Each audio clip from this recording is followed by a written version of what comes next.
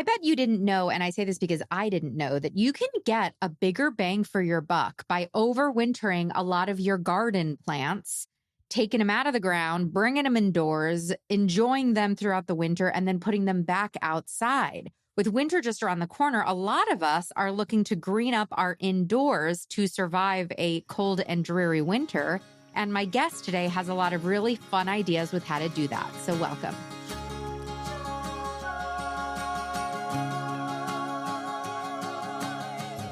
Welcome to the Growing Joy with Plants podcast, where we not only learn how to care for plants successfully, but how to simply and affordably use our plant babies to cultivate more joy in our lives by doing so.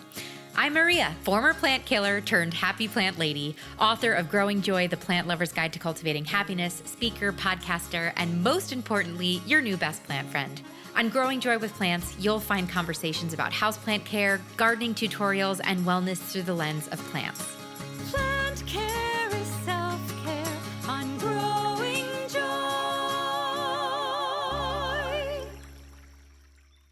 Hello, plant friends. I'm Maria. I'm here to help you care for plants and grow joy. And I'm so excited to be here with you today to talk about this fun topic with my plant friend, Janey.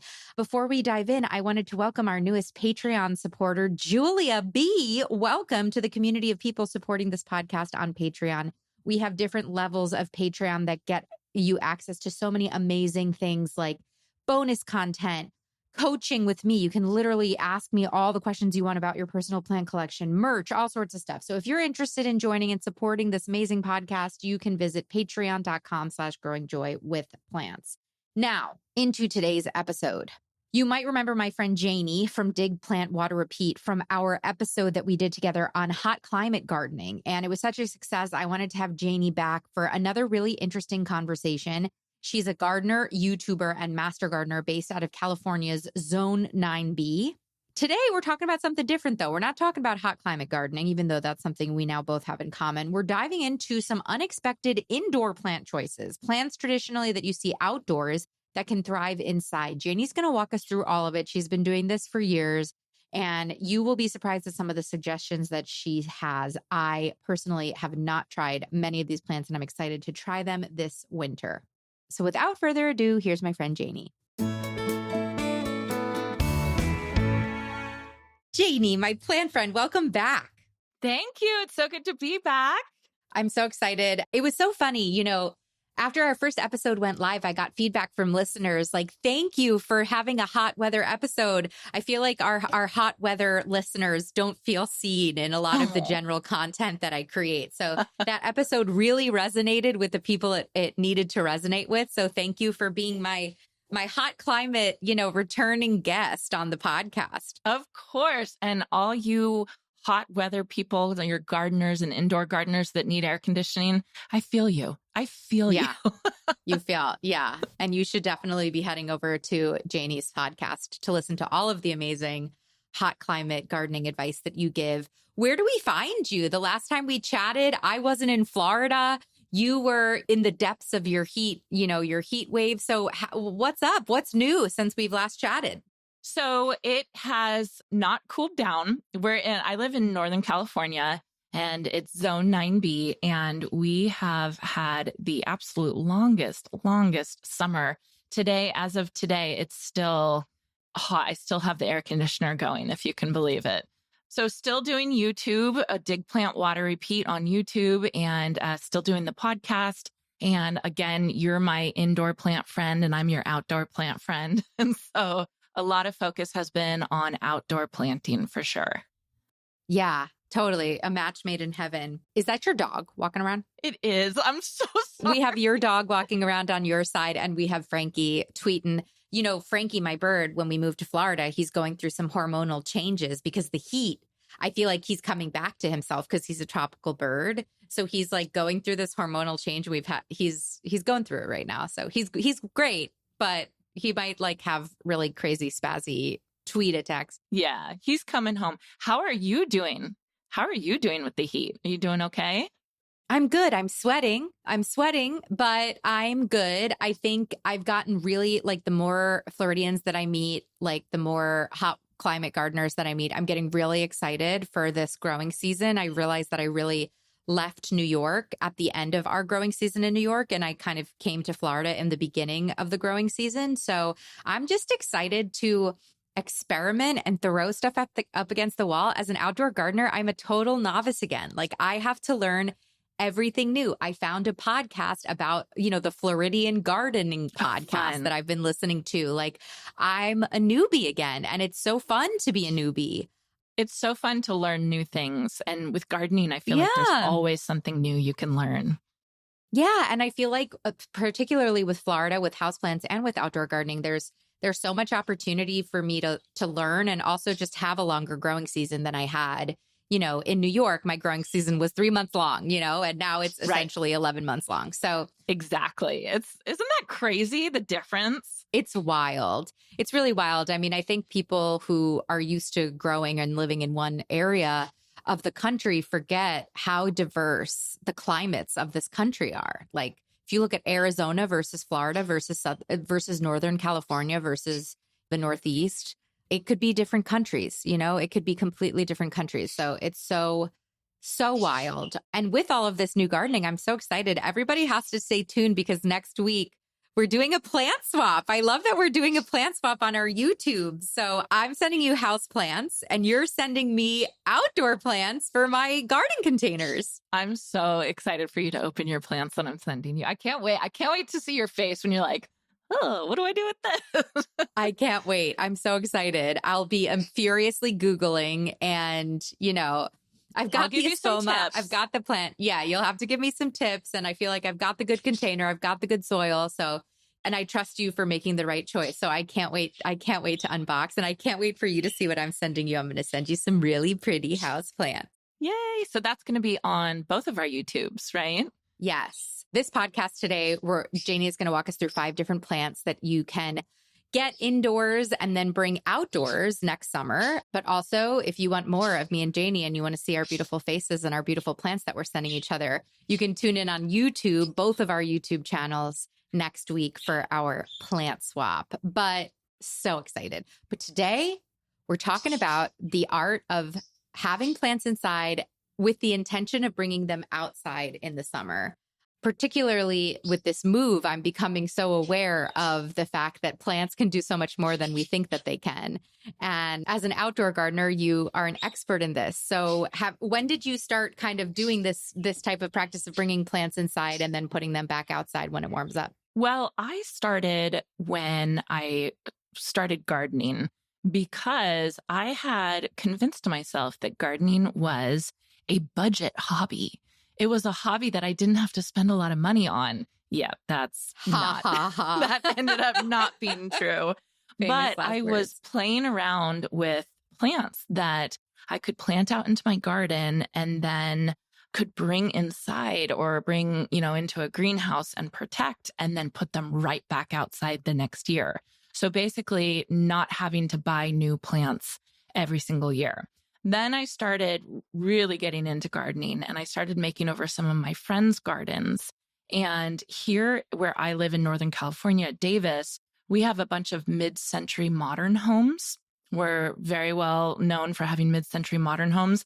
And they have an atrium. They have atriums, which are just big, big rooms with big, bright windows and actually planters inside of the home. Glorious. My dream. Yeah, it's just so cool. I was making over my friend's garden. I was helping her and I started doing a deep dive I wanted to put in houseplants, but I also wanted to see if there was any flowering plants that I could put into her atrium. And so I did a deep dive into, okay, what plants will grow well outside, but then also grow well inside? What could I do? And it kind of just opened a whole new world for me and made me realize, like, gosh, these plants, we could do a lot. If we give them the right environment, we can do so much with these plants and really get a really good bang for our buck.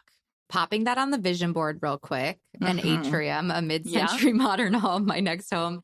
So for those of us that aren't lucky enough to have an atrium, does this look like putting my plants in ground in the summer, then digging them up, putting them in a container and taking them indoors? Or does it look like putting my plants in ground and then taking cuttings, bringing the cuttings indoors and then replanting the cuttings the following year?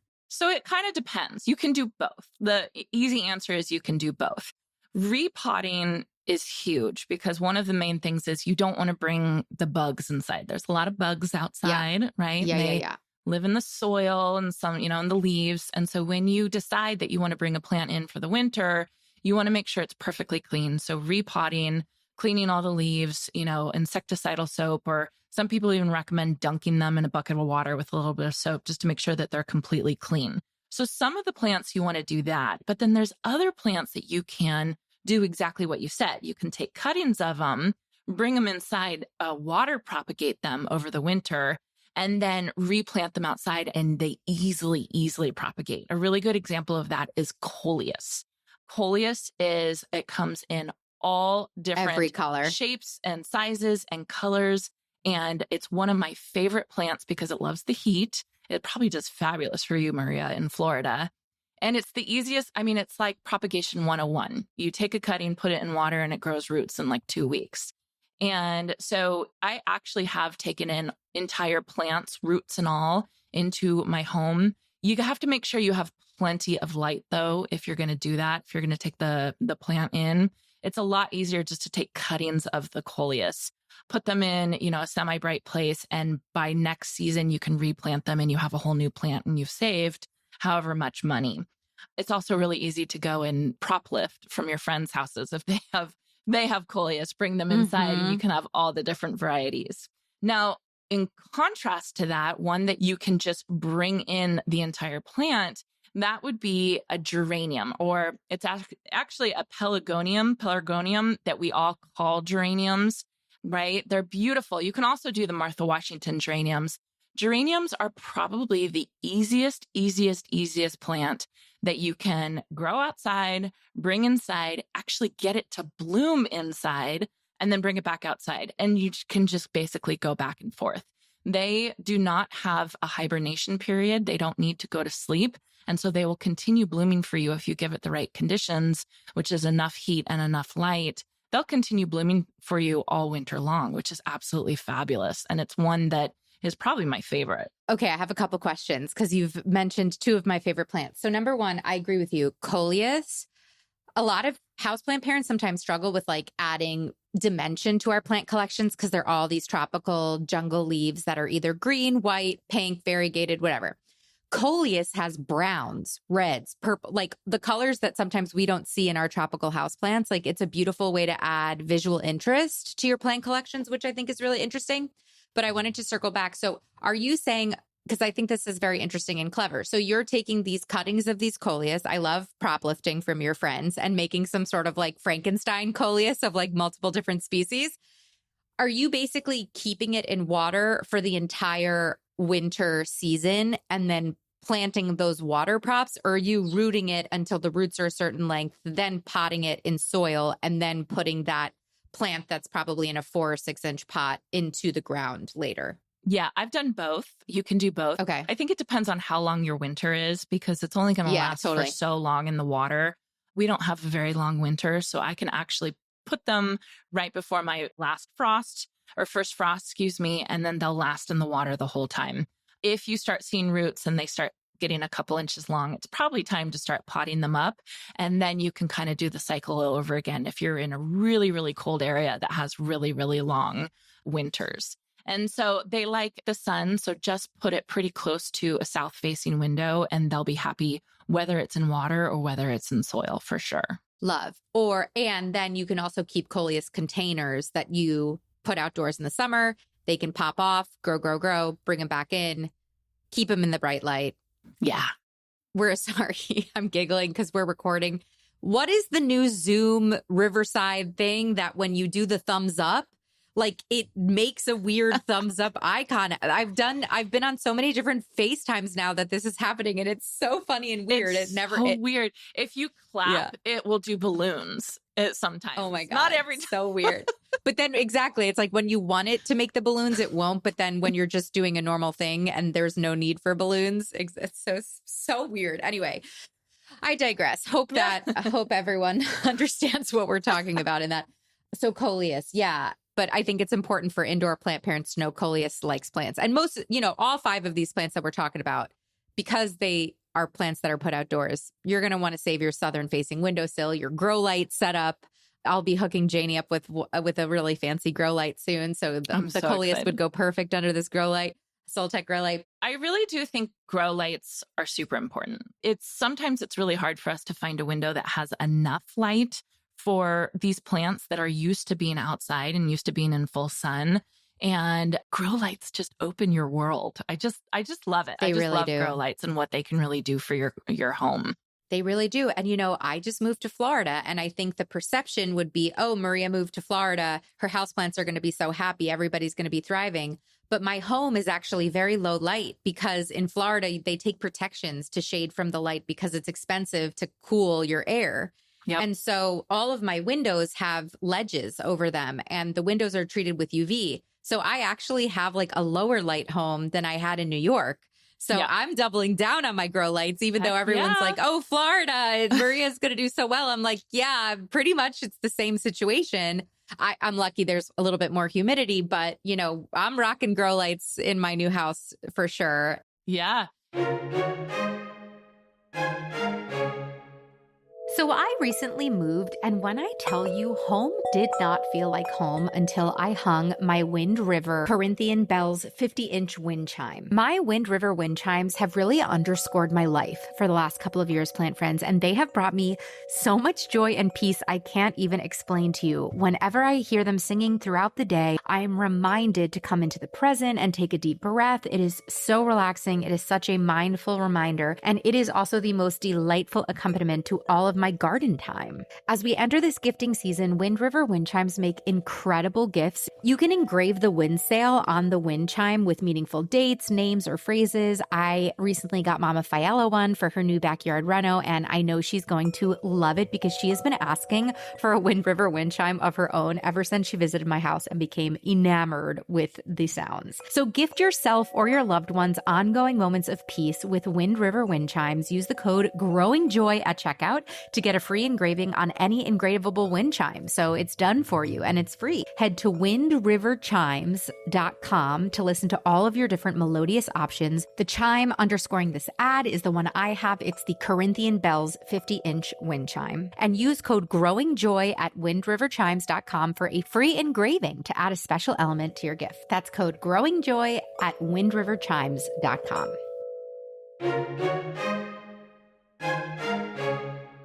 Whether you're trying to overwinter your garden plants or you need fresh potting mix to pot up your outdoor plants to bring them in so you make sure that you have no bugs that come along, or maybe you're just tending your indoor garden, Espoma Organic has whatever potting mix, fertilizer, and soil amendment you need. Espoma Organic is a 90-year-old family-owned and operated company dedicated to making safe indoor and outdoor gardening products for people, pets, and the planet. Pets, you can hear my Frankie chirping in the background. All of my houseplants are potted in Espoma Organic potting mix, and all of my container plants are also either potted in the potting mix or their raised bed mix. And if I was digging up anything in my garden to overwinter and bring indoors, I would be shaking off the soil from outdoors and putting them in Espoma Organic potting mix. Also, hot tip, Espoma Organic Biotone Starter Plus plant food.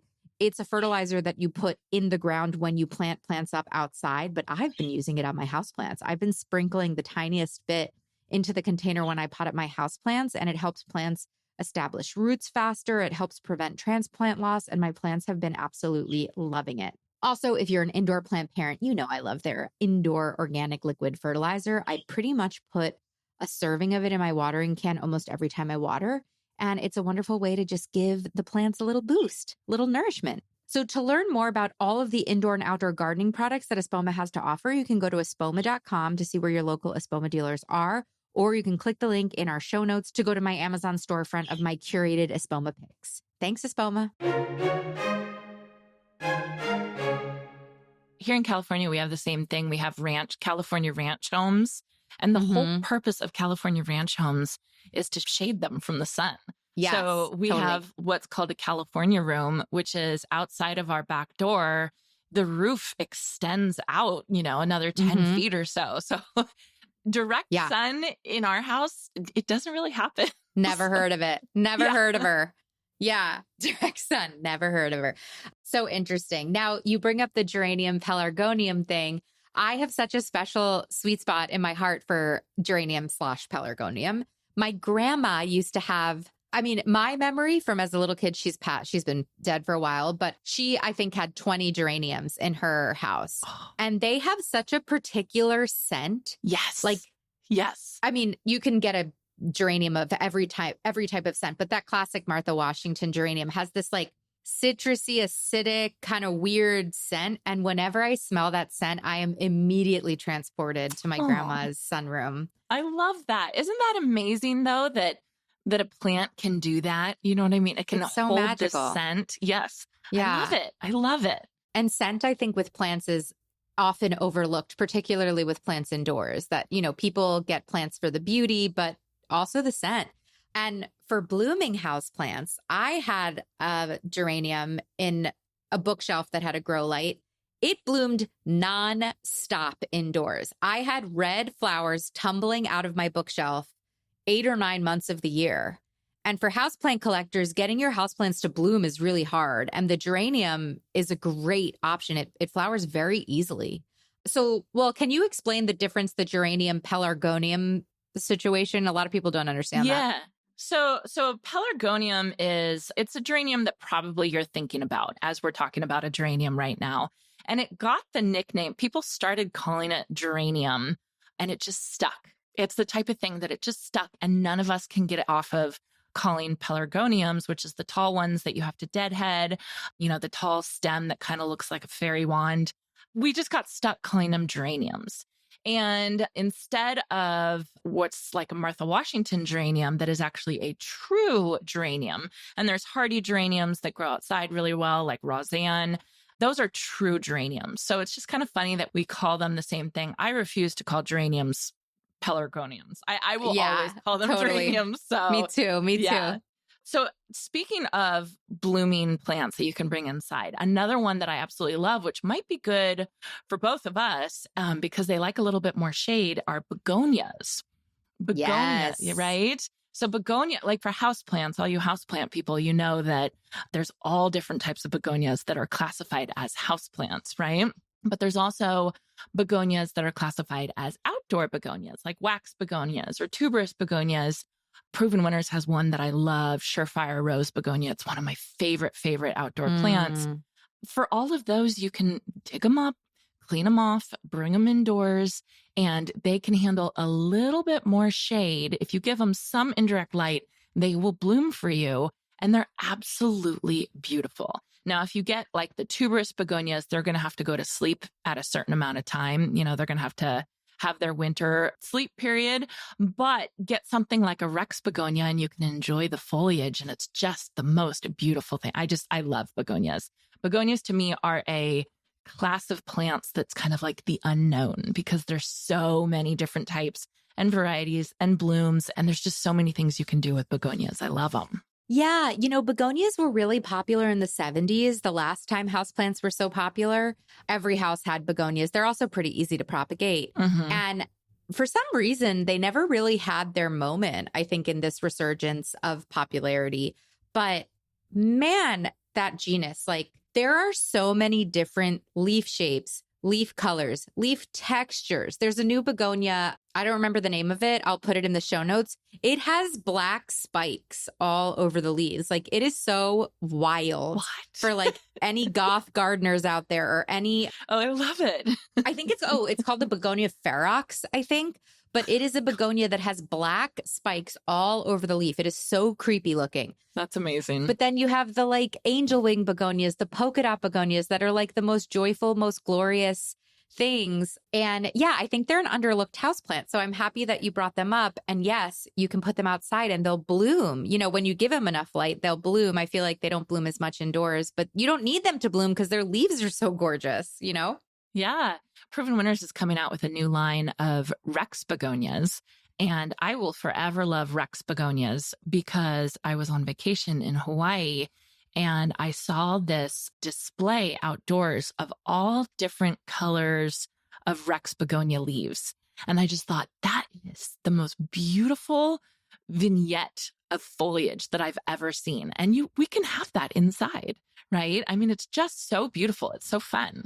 Yeah. Will you be replicating that in your home this next growing season? I think so. Well, what are the different colors? The hard thing is Rex begonias used to be really, really expensive, like super expensive. Now I think they're coming down in price, which is really exciting. But I mean, you can get white ones, brown ones, silvery ones, pink ones, red ones. I just love it. It's fabulous. So beautiful. That's another one too, that it's pretty easy to propagate. So you could take cuttings and overwinter the cuttings and then plant them out again, or dig them up, like you said, wash them off and enjoy them indoors. Good bang for your buck. Absolutely. So another foliage plant I wanted to talk to you about, Maria, for bringing indoors. So this one, you're not going to be able to bring it back outdoors because it does have to go to sleep. But you probably know this now, living in Florida, are caladiums. Are you familiar with caladiums? Mm-hmm. Caladiums are big. They are an up and coming plant. There's even people that are starting to use caladiums in place of poinsettias for Christmas decoration, which I think is so fun because poinsettias they're beautiful. They're absolutely gorgeous. But, sometimes we want something different, right? Sometimes we want something new and special. Yeah. Yeah. So there's caladiums that you can grow outdoors, like in a window box or a container or something like that.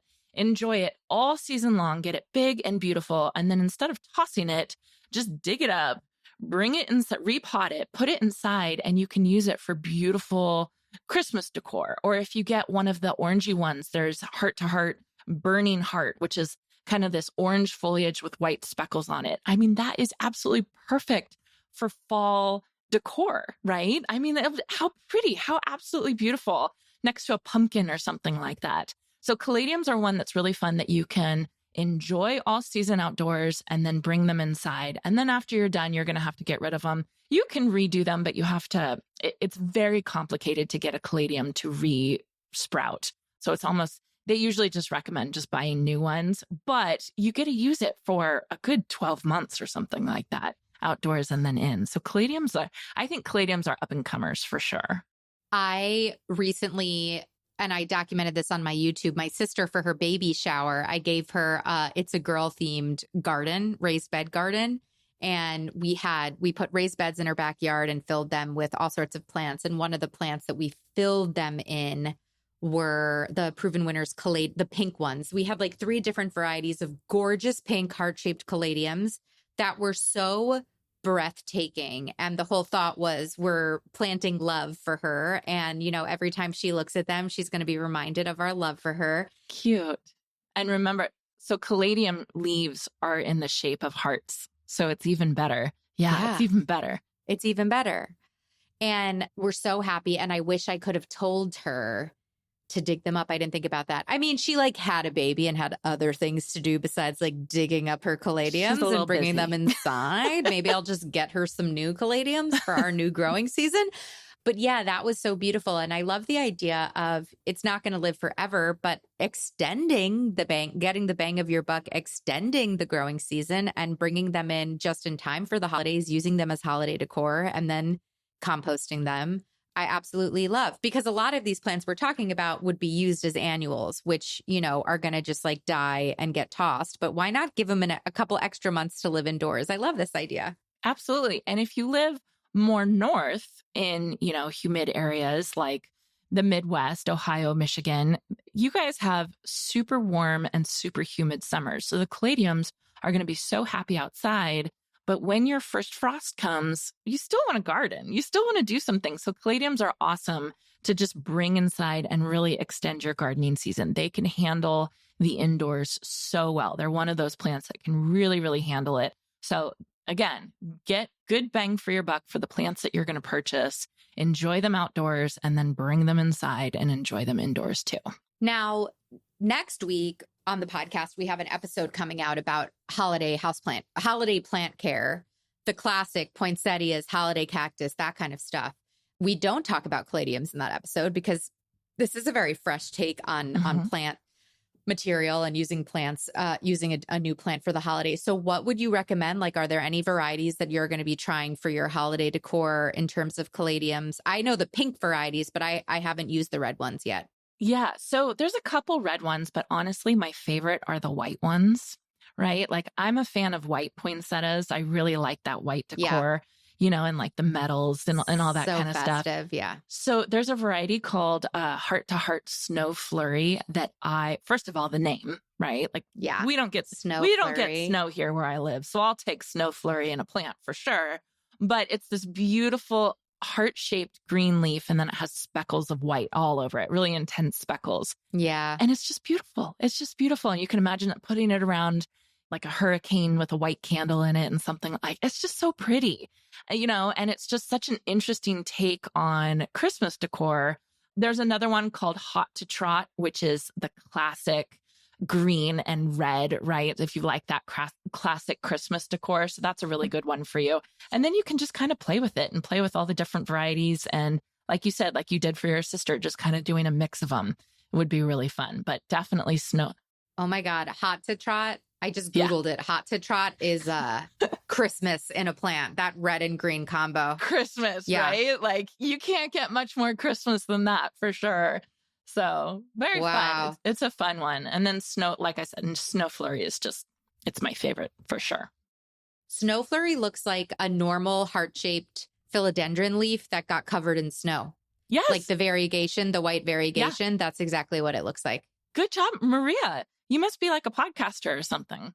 Yeah, I'm like I don't know, visual plant, crazy plant lady or something. It's crazy. Yeah, exactly. Yeah, that's gorgeous. Okay, that's what everybody's getting for Christmas this year.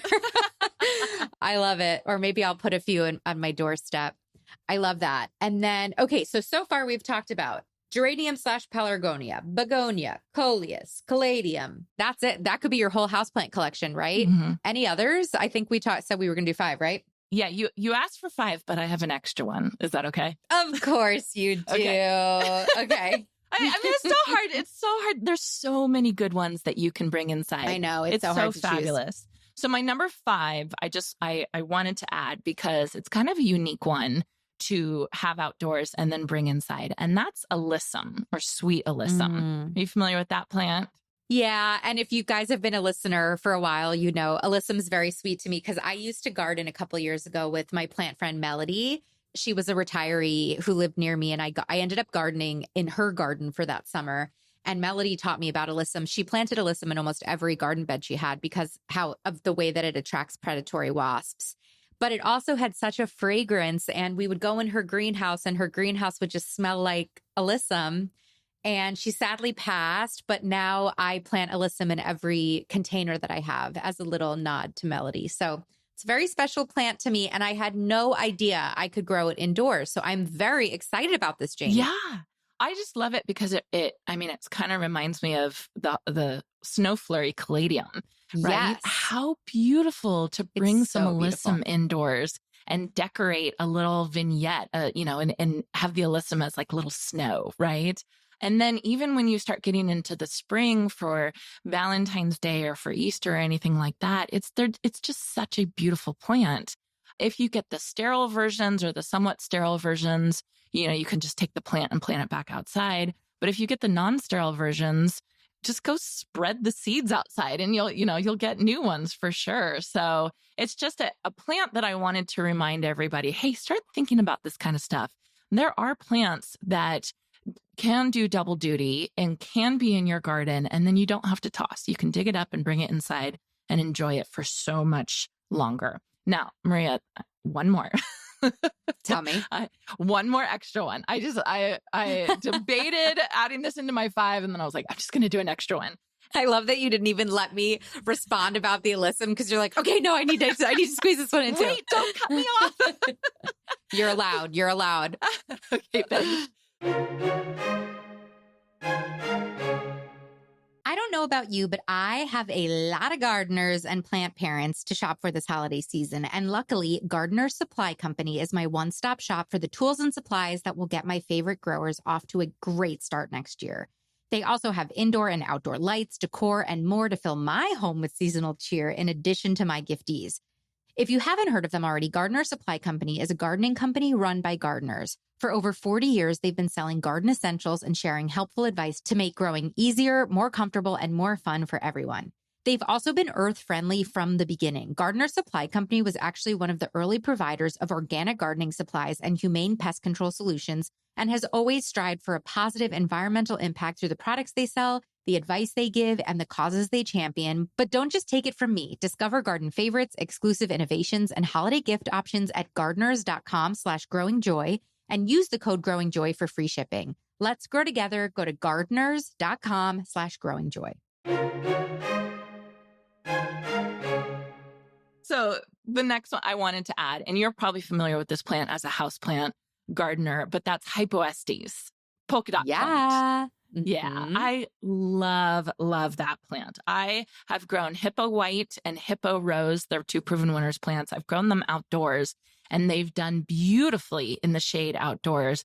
But those, dig them up, plant them, repot them, bring them inside, and you've got your house plant.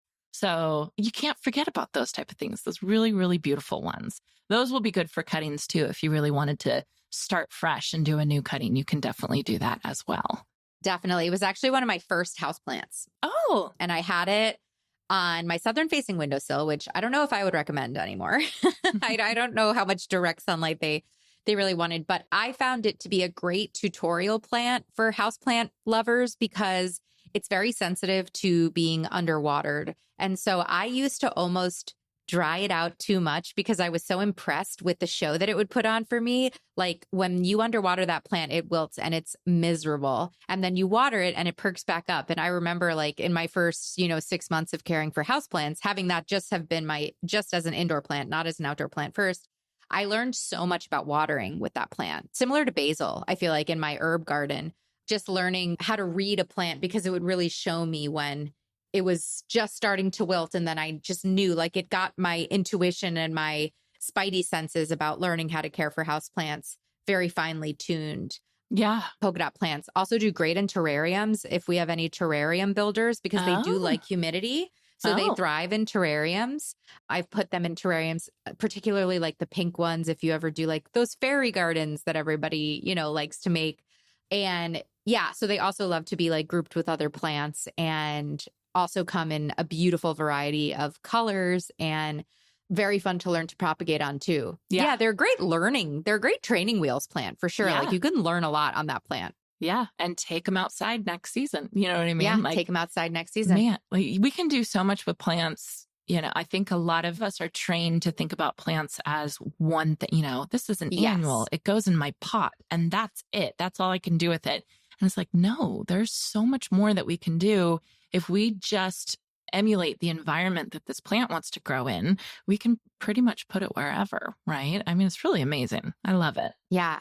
It also speaks to, my whole life is in plant life parallels, but it speaks to the human condition as well. Like sometimes you have limiting beliefs and you think that, you can only go this far, you can only accomplish this much, you can only endure this much pain, you can only, and then you realize, no, there's so much more. There's so much more available. And I was just having a conversation with my friend about that this morning. So I love that. Front of mind. But yeah, everybody should be an annual turned houseplant.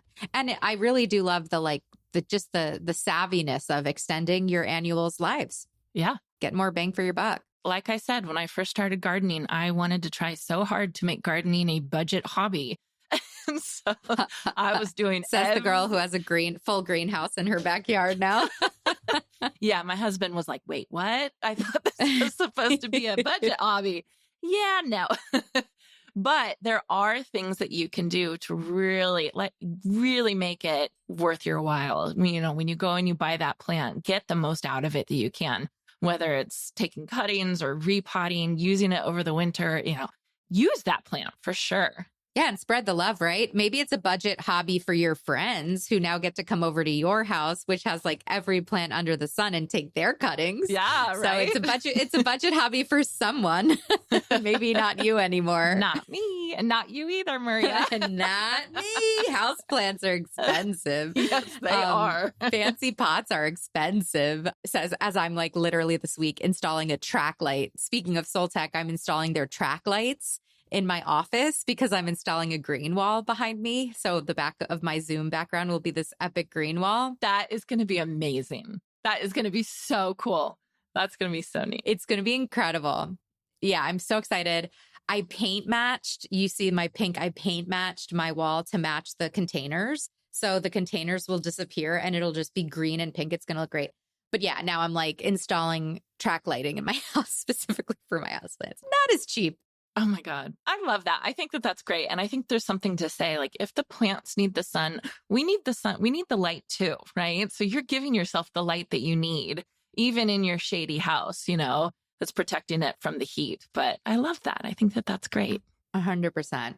Well, I'm so excited for you to get my houseplant Christmas gift. I can't wait for our unboxing, and also the videos that will go live next week. We've sent each other plants, we unbox them, and then we plant them up. Like we, put them, I'm planting my outdoor plants in my outdoor containers. Janey is going to be setting up her indoor oasis. I'm sending her. So go watch. It's going to be really fun. And you have a fabulous podcast, my friend. Fabulous YouTube channel. So where can everyone find you? And while you're listening to this podcast, click over and go listen to Janey's as well. Thank you, Maria. So my channel is called Dig, Plant, Water, Repeat. We talk all things gardening. My goal is to inspire you to get out into your garden or get into your houseplants, whatever it is, get your hands on some nature.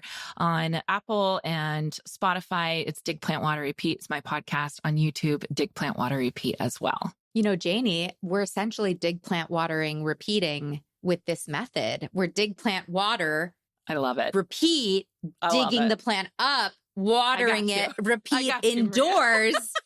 Digging the plant up and putting it back out.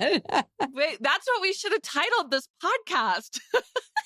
Dig, plant, water, repeat your annuals. Darn it. There's still time. I love it. That's your amazing. Annuals. Dig, plant, water, repeat your annuals. Oh my God. I love it. Well, I love you, my friend. I can't wait to have you back. And I'm so excited for our plant swap. Thanks for being my plant friend and for my Christmas present. Yay. Thanks for being my houseplant friend. Yeah, totally.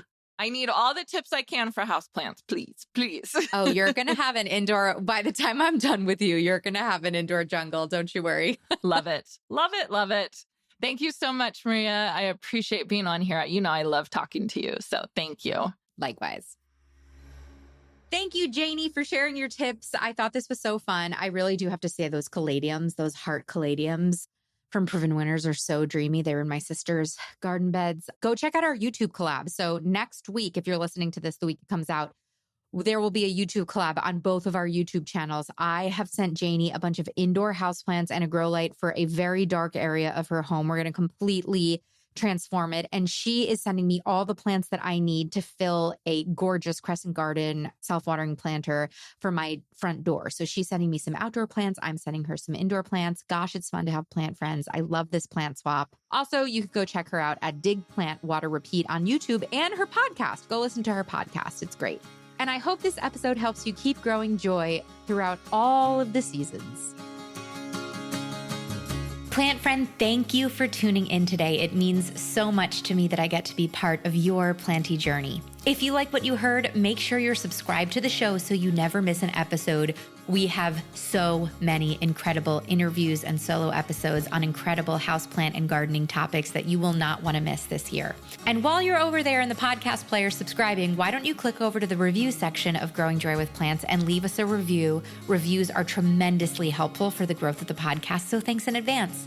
If you're looking for more opportunities to grow as a plant parent with Growing Joy content, we've got so many options for you. First, I highly recommend you taking the Plant Parent Personality Test. It's free, it's super fun, it takes 3 minutes to complete. At the end of the test, you're going to get your plant parent personality profile and a curated list of plants, projects, and podcast episodes that are right up your alley, tailored just for you and your lifestyle, inspired by your results. The links are in the show notes. If you're looking to uplevel your plant parent game, I have so many free downloads on my website that I think could help you, like the Understanding Natural Light download or 9 different ways to green up your office space. If you'd like to support the show monetarily and help me bring the show to as many people as possible for free, you can head to our Patreon link in the show notes to learn more about our offerings.